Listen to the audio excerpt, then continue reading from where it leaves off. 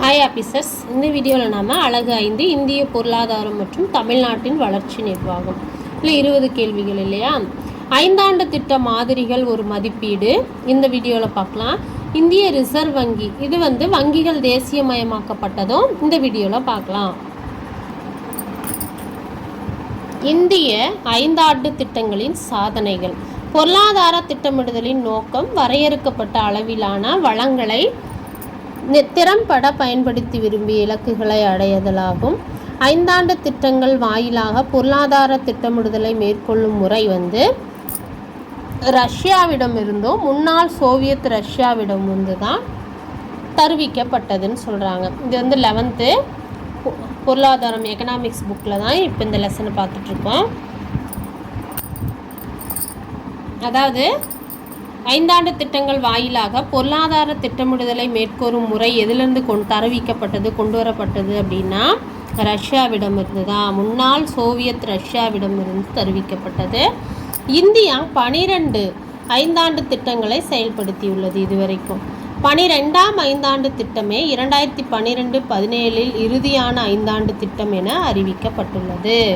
இறுதியான 5 ஆண்டு திட்டம் எதுனா 12வது 5 ஆண்டு திட்டம், வருஷம் 2012 2017 வரை. இந்திய அரசு 5 ஆண்டு திட்டங்களை நிறுத்திவிட்டு அதற்கு பதிலாக தான் நிதி ஆயோக் மூலம் திட்டமிட முடிவு செய்துள்ளது. 5 ஆண்டு திட்டங்களுக்கு பதிலாக கொண்டு வரப்பட்ட திட்டம் எதுன்னு கேட்டாங்கன்னா நிதி ஆயோக். முதல் 5 ஆண்டு திட்டம். முதல் 5 ஆண்டு திட்டம் கொண்டு வரப்பட்ட ஆண்டு 1951 1956 வரை. இது ஹாரட் டாமர் மாதிரியை அடிப்படையாக கொண்டது தான் முதல் 5 ஆண்டு திட்டம். இதன் முதன்மை நோக்கம் நாட்டின் வேளாண்மையை முன்னேற்றமாகும். இத்திட்டம் 3.6% வளர்ச்சி வீதத்துடன் இலக்கை விட அதிகம் வெற்றி பெற்றது. முதல் 5 ஆண்டு திட்டம். இரண்டாவது 5 ஆண்டு திட்டம் 1956 முதல் 1961 வரை இரண்டாவது 5 ஆண்டு திட்டம். இந்த திட்டம் PS மகளனோபிஸ் மாதிரியை அடிப்படையாக கொண்டது. கொஸ்டின் இப்படி கூட டிஎம்பிஎஸ்சில் கேட்டிருக்காங்க இல்லையா. PS மகளனோபிஸ் மாதிரியை அடிப்படையாக கொண்டு வரப்பட்ட 5 ஆண்டு திட்டம் எதுன்னெலாம் கேட்டிருக்காங்க. எதுனா இரண்டாவது 5 ஆண்டு திட்டம். இதன் முதன்மை நோக்கம் என்னன்னு கேட்டாங்கன்னா நாட்டின் தொழில் முன்னேற்றத்தை மேம்படுத்துவது. முதல் 5 ஆண்டு திட்டத்துடைய நோக்கம் வேளாண்மை, இரண்டாவது தொழில் முன்னேற்றம். இந்த திட்டம் 4.1% வளர்ச்சியுடன் இதுவும் வெற்றி பெற்றது. அடுத்தது 3வது 5 ஆண்டு திட்டம். இது 1961 1966 வரை 3வது 5 ஆண்டு திட்டம். இத்திட்டம் காட்கில் திட்டம் என்று அழைக்கப்பட்டது. இதுவும் கேட்டிருக்காங்க டிஎன்பிஎஸ்சியில். காட்கில் திட்டம் என்று அழைக்கப்படும் திட்டம் 3வது 5 ஆண்டு திட்டம். காலம் 1961 முதல் 1966 வரை. இந்த திட்டத்தினுடைய முதன்மையான நோக்கம் என்ன அப்படின்னா சுதந்திரமான பொருளாதாரம் மற்றும் சுய முன்னேற்ற நிலையை ஏற்படுத்துதல் தான் 3வது 5 ஆண்டு திட்டத்தினுடைய முக்கிய நோக்கமாக இருக்குது. சீன இந்திய போரின் காரணமாக இலக்கு வளர்ச்சியில் 5.6 அடைய இயலவில்லை. சீனா இந்திய போர் எப்போ வந்துச்சு, எந்த 5 ஆண்டு திட்டத்தின் போது வந்துச்சுன்னு கேட்டாலும் 3வது 5 ஆண்டு திட்டத்தின் போது தான் இந்திய சீன போர் ஏற்பட்டது. அதனால் அதனுடைய இலக்கு 5.6 அடையாமல் தோல்வியில் முடிஞ்சிச்சு. அடுத்தது திட்ட விடுமுறை காலம்னு ஒன்று அறிவிக்கப்பட்டாங்க. எப்போ அப்படின்னா 1966 1969 3 ஆண்டுகள் திட்ட விடுமுறை திட்டம்னு அறிவிக்கப்பட்டுச்சு. இந்த ஆண்டு காலம் கேட்டாங்கன்னா திட்ட விடுமுறை காலம் கேட்டாங்கன்னா 6-9 திருப்பி போட்டால் 9ன்னு சொல்லி சின்னதாக ஷார்ட்கட் ஞாபகம் வச்சுக்கோங்க. 1966 முதல் 1969 வரை. இந்தியா பாகிஸ்தான் போர் தான் இப்போ ஏற்பட்டுச்சு மற்றும் 3வது 5 ஆண்டு திட்டத்தின் தோல்வி ஏற்பட்டுச்சு இல்லையா. இந்த திட்டத்தை விடுவதற்கான முதன்மை காரணம் இதுதான் அப்படிங்கிறாங்க. இக்காலகட்டத்தில் ஓராண்டு திட்டங்கள் உருவாக்கப்பட்டு இந்த காலத்தில் இந்தியா பாகிஸ்தான் போரும் வந்ததுனாலையும் சீனா இந்திய போர் காரணமாகவும் மூன்றாவது ஐந்தாண்டு திட்டம் தோல்வியின் காரணமாகவும் ஓராண்டு திட்டங்களை உருவாக்குனாங்க. அதில் வேளாண்மை, வேளாண் சார் துறைகள் மற்றும் தொழில்துறைக்கு முக்கியத்துவம் கொடுக்கப்பட்டது. அதுதான் திட்ட விடுமுறை காலம் என்கிறாங்க.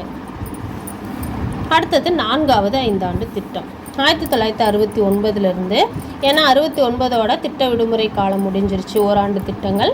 அதுக்கப்புறம் நான்காவது ஐந்தாண்டு திட்டம் கொண்டு வந்தாங்க 1969 1974 வரை. இந்த திட்டத்தில் 2 முக்கிய நோக்கங்கள் இருந்துச்சு.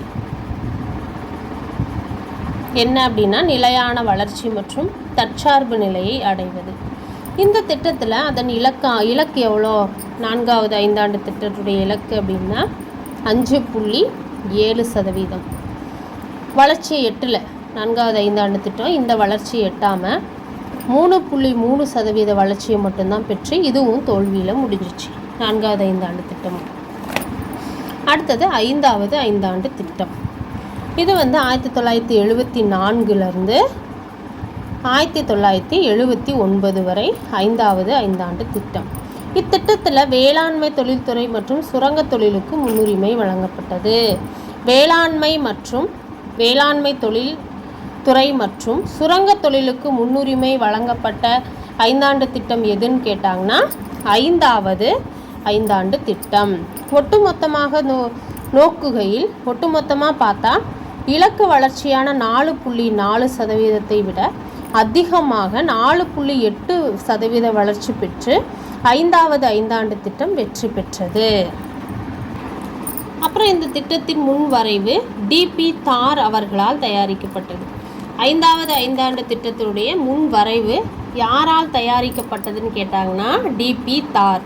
இந்த திட்டம் 1978 ஓராண்டுக்கு முன்னவே அந்த ஐந்தாவது ஐந்தாண்டு திட்டம் கைவிடப்பட்டது. 78லேயே நிறுத்திட்டாங்கன்னு சொல்கிறாங்க ஐந்தாவது ஐந்தாண்டு திட்டத்தை. அப்புறம் சுழல் திட்டம்னு ஒன்று கொண்டு வந்தாங்க. 1978 முதல் 79 ஒரு வருஷம் ஆண்டு ஒரு வருட காலத்திற்கான சுழல் திட்டம் தொடங்கப்பட்டுச்சு. சுழல் திட்டம் தொடங்கப்பட்ட ஆண்டு எதுன்னு கேட்டாங்கன்னா 1978 முதல் 79 வரை. இது ஐந்தாவது ஐந்தாண்டு திட்டத்தை நீக்கிய பிறகுதான் இந்த சுழல் திட்டம் தொடங்கியது. அடுத்தது ஆறாம் ஐந்தாண்டு திட்டம் 1980 1985 வரை. இத்திட்டத்தின் அடிப்படை நோக்கம் என்ன? ஆறாவது ஐந்தாண்டு திட்டத்துடைய நோக்கம் அப்படின்னா, இத்திட்டத்தில் அடிப்படை நோக்கம் வறுமை ஒழிப்பு மற்றும் தொழில்துறை தற்சார்பு ஆகும். வறுமை ஒழிப்பு என்பதே இதன் லட்சியமாகும்.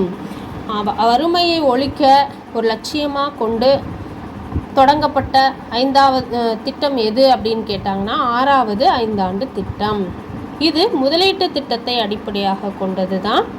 இத்திட்டத்தின் வளர்ச்சி இலக்கு எவ்வளோன்னா 5.2% தான். ஆனால் 5.7% வளர்ச்சி எட்டப்பட்டது ஆறாம் ஐந்தாண்டு திட்டத்தில். அடுத்தது ஏழாம் ஐந்தாண்டு திட்டம். இது 1985 1990 வரை தான் ஏழாவது ஐந்தாண்டு திட்டம். இத்திட்டத்தின் நோக்கம் தன்னிறைவு பொருளாதாரத்தை உருவாக்குதல் மற்றும் ஆக்கப்பூர்வமான வேலைவாய்ப்பு வழங்குதல் ஆகியவற்றை உள்ளடக்கியது. முதன்முறையாக பொதுத்துறைக்கும் மேலாக தனியார் துறைக்கு முன்னுரிமை வழங்கப்பட்டது. இது தனியார் துறையின் வெற்றியாக அமைந்தது. இது ரொம்ப இம்பார்ட்டன்ட். முதன்முறையாக பொதுத்துறைக்கு மேலாக தனியார் துறைக்கு முன்னுரிமை வழங்கப்பட்ட திட்டம் எது அப்படின்னு கேட்டாங்கன்னா ஏழாம் ஐந்தாண்டு திட்டம். இத்திட்டத்தின் வளர்ச்சி இலக்கு 5% தான் இலக்கு வச்சாங்க. ஆனால் 6% வளர்ச்சி காணப்பட்டது இந்த ஏழாவது ஐந்தாண்டு திட்டத்தில். அப்புறம் ஆண்டு திட்டங்கள்னு கொண்டு வந்தாங்க. அது என்னென்னா பார்க்கலாம். மைய அரசின் நிலையற்ற அரசியல் சூழல் நிலவியதால் 8ஆம் ஐந்தாண்டு திட்டத்தை நடைமுறைப்படுத்த இயலலை.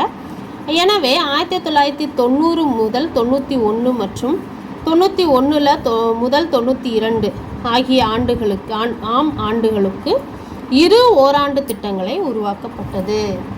இரு ஓராண்டு திட்டங்கள் உருவாக்கப்பட்ட ஆண்டு 1990 முதல் 91, 1991 முதல் 92. இந்த ஆண்டுகள் தான் ஓராண்டு திட்டங்கள் உருவாக்கப்பட்ட ஆண்டுகள். 8வது ஐந்தாண்டு திட்டம் 1992 1997 வரை. இந்த திட்டத்தில் வேலைவாய்ப்பு, கல்வி, சமூக நலம் போன்ற மனிதவள மேம்பாட்டு நடவடிக்கைகளுக்கு முன்னுரிமை கொடுக்கப்பட்டுச்சு. மனிதவள மேம்பாட்டு நடவடிக்கைகளுக்கு முன்னுரிமை கொடுக்கப்பட்ட திட்டம் 8ஆம் ஐந்தாண்டு திட்டம். இத்திட்ட காலத்தில் இந்தியாவிற்கான புதிய பொருளாதார கொள்கை அறிமுகப்படுத்தப்பட்டது. எந்த திட்டத்தின் காலத்தில் இந்தியாவிற்கான புதிய பொருளாதார கொள்கை அறிமுகப்படுத்தப்பட்டுச்சுன்னு கேட்டாங்கன்னா 8ஆம் ஐந்தாண்டு திட்டத்தில் தான். இந்த திட்டத்தின் வளர்ச்சி இலக்கு 5.6% தான். ஆனால் இலக்கு எட்டப்பட்ட வளர்ச்சி 6.8% வளர்ச்சியை எட்டியது. 9ஆம் ஐந்தாண்டு திட்டம் 1997 முதல் 2002 வரை.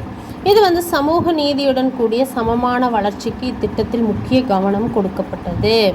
9ஆம் ஐந்தாண்டு திட்டத்தில் தான் சமூக நீதியுடன் கூடிய சமமான வளர்ச்சிக்கு முக்கிய கவனம் கொடுக்கப்பட்டுச்சு. இதனுடைய இலக்கு 7% வளர்ச்சி எட்டல. ஆனால் அதுக்கு பதிலாக 5.6% வளர்ச்சி மட்டும்தான் அடைஞ்சது 9ஆம் ஐந்தாண்டு திட்டம். அப்புறம் 10வது ஐந்தாண்டு திட்டம் 2002 இருந்து 2007 வரை 10ஆம் ஐந்தாண்டு திட்டம். இந்த திட்டம் அடுத்த 10 ஆண்டுகளில் தலா வருவாயை 2 மடங்காக உயர்த்த இலக்கு நிர்ணயித்தது. தலா வருமானத்தை 2 மடங்காக உயர்த்த இலக்கு நிர்ணயித்த திட்டம் 10ஆம் ஐந்தாண்டு திட்டம். அப்புறம் இந்த திட்டம் 2012ஆம் ஆண்டில் வறுமை விகிதத்தை 15% குறைக்கும் குறிக்கோளை கொண்டிருந்துச்சு. இத்திட்டத்தின் வளர்ச்சி இலக்கு 8%, ஆனால் 7.2% மட்டும்தான் எட்டுச்சு 10வது ஐந்தாண்டு திட்டம். நிதி ஆயோக் என்பது மாற்றாக, திட்டக்குழுவுக்கு மாற்றாக தான் நிதி ஆயோக் என்னும் அமைப்பு 2015ஆம் ஆண்டு ஜனவரி 1ஆம் தேதி ஏற்படுத்தப்பட்டது. இந்த திட்டக்குழுக்களுக்கு பதிலாக தான் நிதி ஆயோக் 2015ஆம் ஆண்டு ஜனவரி 1ஆம் தேதி ஏற்படுத்தப்பட்டது. அப்புறம் 11ஆம் ஐந்தாண்டு திட்டம் 2007 முதல் 2012 வரை 11ஆம் ஐந்தாண்டு திட்டம். இதன் முக்கிய நோக்கம் விரைவான மற்றும் அதிகமான உள்ளடக்கிய வளர்ச்சியாகும். விரைவான மற்றும் அதிகமான உள்ளடக்கிய வளர்ச்சியை முக்கிய நோக்கமாக கொண்ட திட்டம் 11ஆம் ஐந்தாண்டு திட்டம். இதன் வளர்ச்சி 8.1%, ஆனால் 7.9% மட்டுமே அடைஞ்சது. இந்த இலக்கு கூட கேட்டிருக்காங்க டிஎன்பிசியில். வளர்ச்சி இலக்கு எவ்வளோ, எட்டியது எவ்வளோன்னெலாம் கேட்டிருக்காங்க. இதுவும் நோட் பண்ணி நல்லா பார்த்துக்கோங்க. அடுத்தது 12ஆம் ஐந்தாண்டு திட்டம். அது 2012 2017 வரை. இதன் முதன்மை நோக்கம் விரைவான, அதிகமான, உள்ளடக்கிய நிலையான வளர்ச்சியே நிலையான வளர்ச்சியே முக்கிய நோக்கமாக கொண்டது 12ஆம் ஐந்தாண்டு திட்டம். இதன் வளர்ச்சி இலக்கு 8 ஆகும். 12ஆம் ஐந்தாண்டு திட்டத்தினுடைய வளர்ச்சி இலக்கு எவ்வளோன்னு கேட்டாங்கன்னா 8% ஆகும். சுதந்திரம் அடைந்ததிலிருந்து இந்தியாவில் பொருளாதார முன்னேற்றத்திற்கு ஐந்தாண்டு திட்டங்கள் முக்கிய பங்கு வகிச்சிச்சுன்னு சொல்கிறாங்க. பற்றாக்குறையான வளங்களை பயன்படுத்தி எவ்வாறு அதிகபட்ச பொருளாதார பலன்களை பெறலான்னு இந்த திட்டங்கள் வழிகாட்டுச்சு. இந்திய அரசு ஐந்தாண்டு திட்டங்கள் முறைகள் சோவியத் ரஷ்யாவிடமிருந்தால் எடுத்துக்கொள்ளப்பட்டது. இந்திய அரசு ஐந்தாண்டு திட்டங்களை எந்த நாட்டிலிருந்து எடுத்துக்கிச்சு அப்படின்னு கேட்டாங்கன்னா சோவியத் ரஷ்யா என்று தெரிந்து கொள்வது மிக அவசியமாகும்னு சொல்லி முடிச்சிருக்காங்க. இந்த வீடியோ உங்களுக்கு பிரோஜனமாக இருக்குன்னு நினைக்கிறேன். அந்த வங்கிகள் பார்த்துடலாம். இந்த வங்கிகள் தேசியமயமாக்குதல் பாக்ஸில் கொடுத்துருக்காங்க, இதை பார்த்துக்கலாம். 1969 50 கோடிக்கு மேல் வைப்பு தொகை கொண்ட 14 வங்கிகள் தேசியமயமாக்கப்பட்டது. 14 வங்கிகள் தேசியமயமாக்கப்பட்ட ஆண்டு 1969. 6 வங்கிகள் தேசியமயமாக்கப்பட்ட ஆண்டு 1980. இது 200 கோடிக்கு மேல் வைப்பு தொகை கொண்டுச்சு. 19 ஜூலை 1969 14 வங்கிகள் இல்லையா? அது என்னென்ன வங்கிகள்னா அலகாபாத் வங்கி, bank of Baroda, bank of Maharashtra, Canara வங்கி, மத்திய வங்கி, தேனா வங்கி, இந்தியன் வங்கி, இந்தியன் ஓவர்சீஸ் வங்கி, பஞ்சாப் நேஷனல் வங்கி, சிண்டிகேட் வங்கி, யூனியன் வங்கி, யுனைடெட் வங்கி, யூகோ வங்கி, பேங்க் ஆஃப் இந்தியா. இவைகளெல்லாம் 1969 ஜூலை 19 தேசியமயமாக்கப்பட்ட 14 வங்கிகள். அடுத்தது 15 ஏப்ரல் 1980 தேசியமயமாக்கப்பட்ட வங்கிகள் 6. அது என்னென்னா ஆந்திரா வங்கி, கார்ப்பரேஷன் வங்கி, நியூ பேங்க் ஆஃப் இந்தியா வங்கி, Oriental Bank of Commerce, Punjab Sind வங்கி, விஜயா வங்கி. இந்த 6 வங்கிகளும் ஏப்ரல் 15 1980 தேசியமயமாக்கப்பட்டது. வீவர்ஸ், இந்த வீடியோ உங்களுக்கு பிரயோஜனமாக இருக்குன்னு நினைக்கிறேன். அடுத்த முக்கியமான வீடியோவில் பார்க்கலாம். நன்றி, வணக்கம்.